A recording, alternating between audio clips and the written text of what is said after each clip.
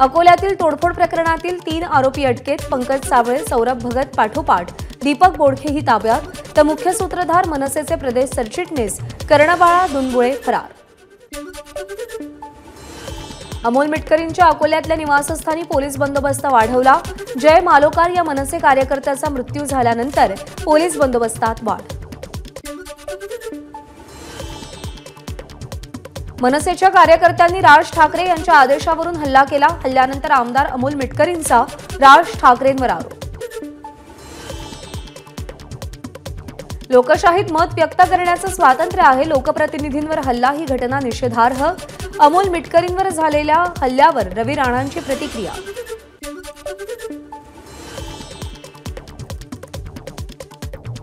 मनसे कार्यकर्ते जय मालोकार यांच्या मृत्यूला राष्ट्रवादीचे कार्यकर्ते जबाबदार. जय मालोकार यांच्या नातेवाईकांचा गंभीर आरोप.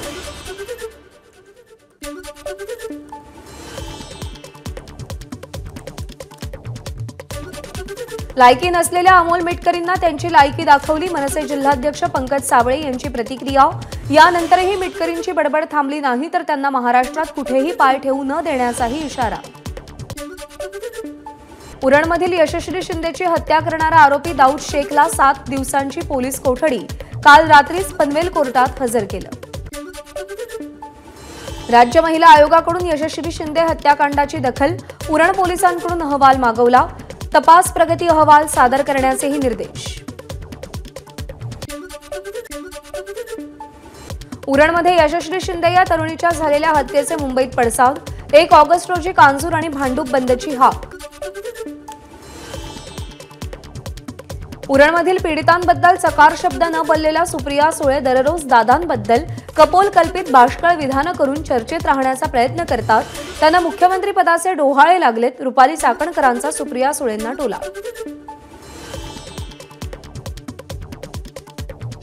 वेषांतर करणाऱ्या अल रशीदची ही सगळी पोरं. फडणवीस, शिंदे, अजित पवारांनी राष्ट्रीय सुरक्षा धोक्यात आणली. केंद्रीय गृह खात्याच्या सूचनेशिवाय बनावट बोर्डिंग पास होऊच शकत नाही. संजय राऊतांची टीका. सुनील तटकरे हा फिरता रंगमंच. अजित पवारांना अडचणीत आणण्याचं काम तटकरेंनी केलं. संजय राऊतांचं विधान. राजकारणात फडणवीस आहेत तोवर मराठी माणसाला सुख नाही. सुख शांतता हवी असेल तर यांना सत्तेतून बाहेर काढावं लागेल. संजय राऊतांची फडणवीसांवर टीका. विधानसभेत डाव्या आघाडीला किमान 15 जागा द्या. भारतीय कम्युनिस्ट पार्टीची मागणी. 15 जागा न मिळाल्यास स्वबळावर लढण्याचा इशारा. भाजपकडून राज्यातल्या 16 जागांची चाचपणीही सुरू.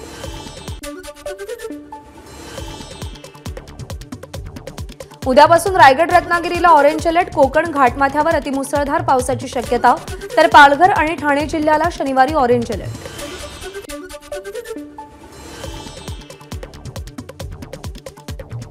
रत्नागिरीच्या खेडमधील जगबुडी नदीला पूर.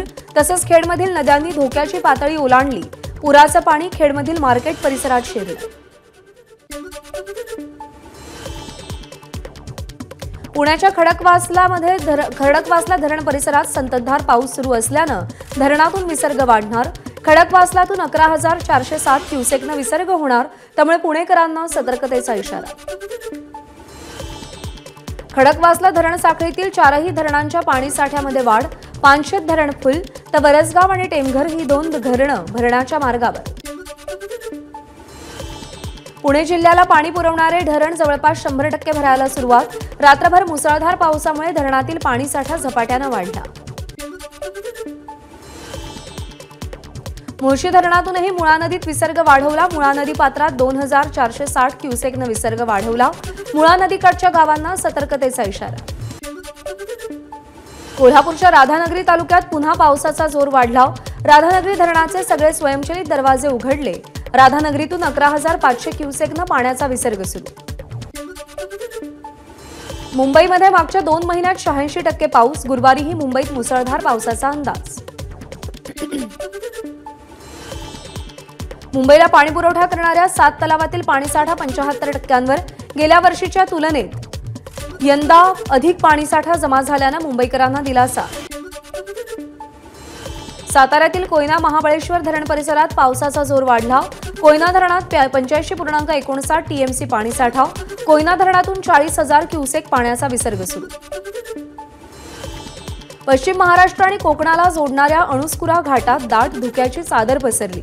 या घाटाची ड्रोन दृश्य टिपण्यात आलेली आहेत। बातमी सिंधुदुर्गातून। सिंधुदुर्गच्या दोडामार्गमधील तिरारी खोऱ्यामध्ये हत्ती कळणे परिसरात दाखल। हत्तींकडून कळणे गावातील फळबागायतीचं मोठं नुकसान। नंदुरबारच्या सुसरी धरणातून पाण्याचा विसर्ग सुरू। धरणाचे 3 पैकी 2 वक्र दरवाजे पूर्णतः उघडले। सुसरी नदी काठावरच्या गावांना सतर्कतेचा इशारा। सीएसएमटी परळ 6व्या मार्गिकेसाठी चाचपणी। हार्बर रेल्वे सँडिस रोड स्टेशनवरच थांबवण्याचा विचार। भायखळ्याचाही फास्ट थांबा रद्द होण्याची शक्यता।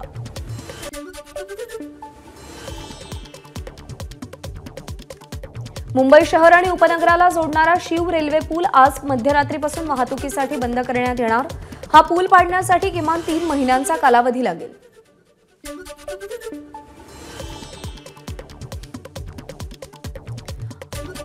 IRS अधिकारी सुधाकर शिंदे यांची अखेर त्यांच्या मूळ ठिकाणी रवानगी होणार। IAS नसताना सुद्धा मुंबई महानगरपालिकेमध्ये वर्णी कशी लागली? विरोधकांचा हल्लाबोल।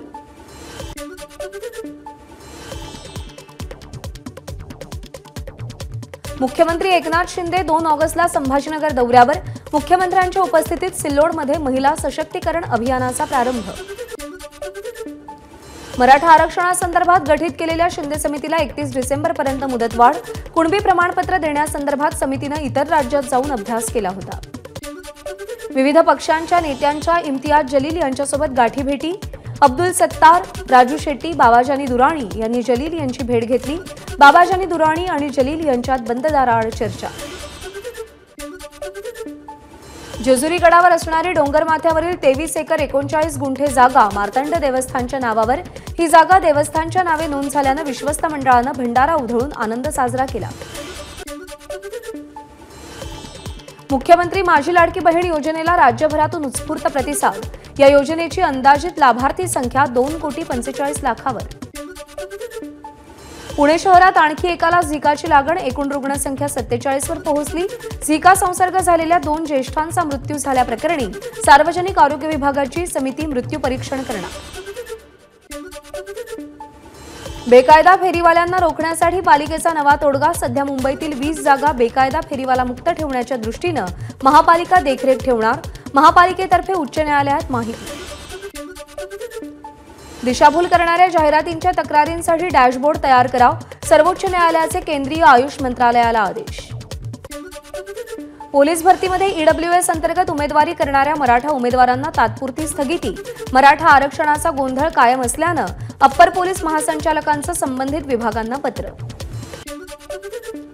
गणपतीसाठी कोकणात जाणाऱ्यांचा प्रवास सुखाचा होणार। कोकणासाठी 202 विशेष ट्रेन सोडण्याचा रेल्वेचा निर्णय। आमदार संजय केळकर यांनी रेल्वे मंत्रालयाशी रेल्वे सोडण्यासंदर्भात पत्रव्यवहार केला होता। आदिवासी तरुणांना रोजगाराच्या संधी उपलब्ध व्हाव्यात म्हणून शबरी वित्त महामंडळाच्या वतीनं वाहनांचं वाटप। मंत्री डॉ. विजयकुमार गावित यांच्या हस्ते नंदुरबार येथील कार्यक्रमात 7 लाभार्थ्यांना वाहनांचं वितरण। नंदुरबार जवळच्या नेत्रंग शेवाडी राष्ट्रीय महामार्गाची दुरावस्था।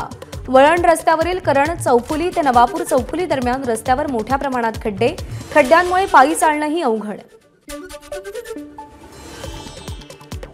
वंदे भारत ट्रेनमध्ये अन्नावरून प्रवासी आणि वेटर आपापसात भिडले। हावडावरून रांचीला जाणाऱ्या ट्रेनमध्ये व्हेज अन्नाऐवजी नॉनव्हेज अन्न दिल्यानं प्रवाशाकडून वेटरला मारहाण। इतर प्रवाशांच्या मदतीनं वाद निवळला।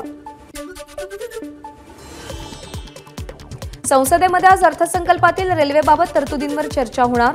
राज्यसभेत अर्थसंकल्पावरील चर्चेत निर्मला सीतारामन उत्तर देणार। मुसळधार पावसामुळे केरळच्या वायनाडमध्ये भूस्खलन। 151 जणांचा मृत्यू। शेकडो जण अजूनही बेपत्ता असल्याची भीती। खराब हवामानामुळे राहुल गांधी प्रियंका गांधींचा आजचा दौरा रद्द। रोहन बोपण्णानं निवृत्तीची घोषणा केली। पॅरिस ऑलिम्पिक 2024च्या पुरुष दुहेरीच्या पहिल्या फेरीत झालेल्या पराभवानंतर बोपण्णाकडून निवृत्तीची घोषणा। ऑलिम्पिकमध्ये आयर्लंडवर भारताचा 2-0 विजय। कॅप्टन हरमनप्रीतच्या दमदार कामगिरीनं भारताचा ऑलिम्पिकच्या उपांत्यपूर्व फेरीमध्ये प्रवेश निश्चित। PV सिंधू, मनिका बत्रा, लक्ष्य सेन यांचं आज पात्रता सामने। ऑलिम्पिकच्या 5व्या दिवशी कामगिरीची उत्सुकता.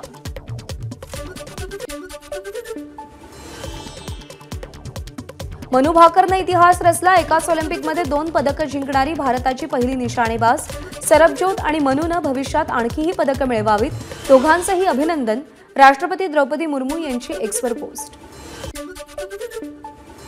पंतप्रधान नरेंद्र मोदींकडून पॅरिस ऑलिम्पिकमध्ये कांस्य पदक मिळवलेल्या मनू भाकर आणि सरबजोतचं अभिनंदन. दोघांनी चांगलं टीमवर्क दाखवलं. भारत खूप आनंदी आहे. मोदींची एक्सवर पोस्ट. मुंबईच्या अंध मल्लखांबपटूंनी पॅरिसवासियांची मनं जिंकली. पॅरिस ऑलिम्पिक निमित्तानं इंडिया हाऊसमध्ये मल्लखांब प्रात्यक्षिकं सादर. भारत श्रीलंका तिसऱ्या टी20 सामन्यात भारताचा विजय. 3-0नं मालिका टीम इंडियाच्या खिशात. सामना टाय झाल्यानंतर सुपर ओव्हरमध्ये श्रीलंकेनं अवघ्या 3 धावांचं लक्ष दिलं. सूर्यकुमारकडून पहिल्याच चेंडूत चौकार. हमासचा प्रमुख नेता इस्माईल हानियाचा खात्मा करण्यात आलाय. इराण रेव्होल्युशनरी गार्ड्सनं ही माहिती दिली आहे. इस्रायल सैन्याकडून तेहरानमध्ये खात्मा करण्यात आल्याची माहिती मिळते. गलवानमध्ये चीनची पुन्हा घुसखोरी. पँगॉंग लेकवर पूल बांधला. भारताचा भूभाग असलेल्या प्रदेशात एलएसी लगत चीनचा पूल. काही प्रमाणात वाहतूकही सुरू. लेह विमानतळावर उष्णतेचा तडाखा. सलग 4थ्या दिवशी इंडिगो आणि स्पाइस जेटची 4 उड्डाणं रद्द. डोळ्यांवरच्या उपचारासाठी शाहरुख खान अमेरिकेत जाणार. याआधी त्यानं मुंबईमध्ये उपचार घेतले होते, परंतु परिस्थितीत काहीच सुधारणा न झाल्यामुळे तो उपचारासाठी अमेरिकेत जाणार. एबीपी माझा, उघडा डोळे बघा नीट.